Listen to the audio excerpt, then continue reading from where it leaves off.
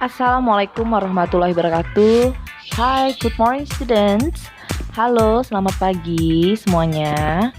Baiklah anak-anak, today we are going to discuss about the questions that I gave you in the previous meeting. Baiklah anak-anak, hari ini kita akan membahas tentang pertanyaan-pertanyaan yang memberikan minggu lalu. It is about in chapter 8 yang ada di bab ke-8. Open your book on page 146.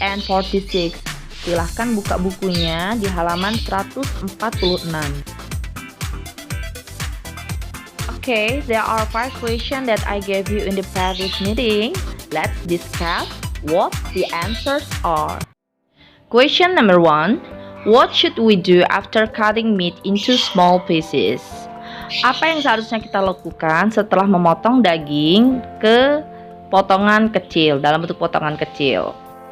The answer is small pieces of meat are marinated in spicy soy sauce. Jawabannya adalah setelah dipotong kecil-kecil, dagingnya dibumbui or marinated ya. Ada juga kemarin yang menjawab seasoned, membenarkan juga. Question number 2. What is grilled over very hot charcoal? Apa yang dipanggang di atas bara api yang sangat panas? The answer is on skewers, satay is grilled over very hot charcoal. Dengan daging yang sudah ditusuk, sate dipanggang di atas bara api yang sangat panas. Question number 3. It is served with peanut sauce and soy sauce. It refers to, itu disajikan dengan saus kacang ataupun saus kecap.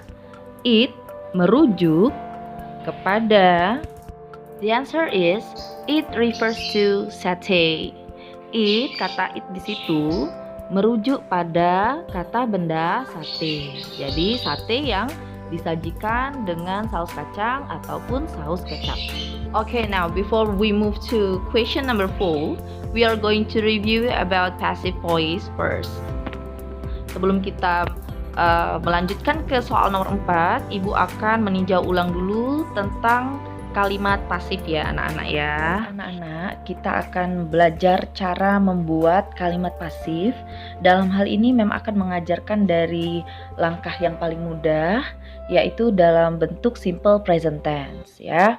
Jadi di sini rumus yang kita bisa pakai adalah subject plus to be is MR, nanti ini bisa disesuaikan dengan subjeknya, tergantung subjeknya ya nak ya, plus past participle or verb 3. Nah, past participle ini apa sih mem? Past participle ini adalah kata kerja bentuk ketiga, nanti bisa dilihat di kamusnya ataupun bisa browsing internet, oke?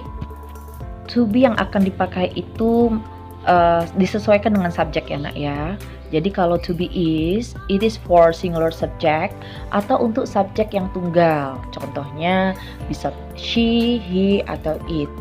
Yang penting subjeknya itu jumlahnya cuma satu ya. And then am, singular subject. Nah ini juga am ini digunakan untuk subjek yang tunggal atau yang jumlahnya cuma satu tapi khusus I atau saya ya dalam bahasa Indonesianya. And then are, plural subject. Nah ini are ini digunakan untuk subjek yang jumlahnya lebih dari satu atau jamak. Nah dalam hal ini bisa juga contohnya misalnya they, mereka, we, kami, you, atau pokoknya subjeknya harus lebih dari satu ya nak ya. First example, contoh yang pertama, misalnya mau membuat kalimat pempek terbuat dari ikan dan tepung tapioka. Dalam bahasa Inggrisnya, pempek is made of fish and tapioca starch. Pempek, kemudian to be-nya is. Kenapa is? Karena pempek di situ dihitung dalam jumlahnya satu ya. Kemudian diikuti dengan kata kerja bentuk ketiga. Di situ adalah made ya. Jadi kata kerja bentuk pertamanya apa mem? Made itu asal katanya dari make ya. Tapi karena ini past participle maka dia harus dalam bentuk ketiga, berubah menjadi made. Next, saya dicintai oleh orang tua saya. Dalam bahasa Inggrisnya, saya itu adalah I. Kemudian mem sudah bilang tadi kalau I to be-nya harus am, kemudian diikuti dengan verb 3 atau bentuk ketiga Love berubah jadi loved. Jadi I am loved by my parents. Okay, next. Do you know these persons? They are very famous in Indonesia. Ayo anak-anak, kenal tidak dengan gambar-gambar bawah ini? Ada Judika, Tiara, dan juga Melly Guslow. Tentunya mereka ini dikenal sebagai para penyanyi. Dalam bahasa Inggrisnya, yuk kita buat. Mereka dalam bahasa Inggris adalah they, to be-nya are, karena subjeknya lebih dari satu. Kemudian diikuti dengan verb 3 atau kata kerja bentuk ketiga. Di sini know berubah jadi known ya. Jadi bahasa Inggrisnya they are known as singers. Harus selalu diingat untuk membuat kalimat pasif. Setelah subjek harus diikuti dengan to be, kemudian past participle atau verb 3. Question number 4. The ball is blank kicked by the little boy. Jadi ini kita harus membuatnya dalam kalimat pasif. Jadi dalam kalimat pasif itu kata kerjanya itu kalau dalam bahasa Indonesia ada imbuhan di atau ter. Dan harus diingat dalam kalimat pasif kata kerja itu selalu dalam bentuk past participle atau verb 3. Jadi kick dalam kurung tersebut kita rubah menjadi verb 3 menjadi kicked. Next, the last number 5. The gifts are blank opened by her. Ini sama seperti persoal sebelumnya. Jadi kita tinggal rubah kata kerja yang di dalam kurung tersebut menjadi verb ketiga, menjadi opened. Kalau kita terjemahkan, artinya hadiah-hadiah tersebut dibuka olehnya. Okay, I think that's all for today. I hope it is helpful for you to learn.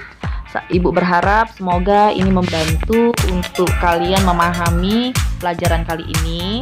And see you for tomorrow. Good luck for having midterm test.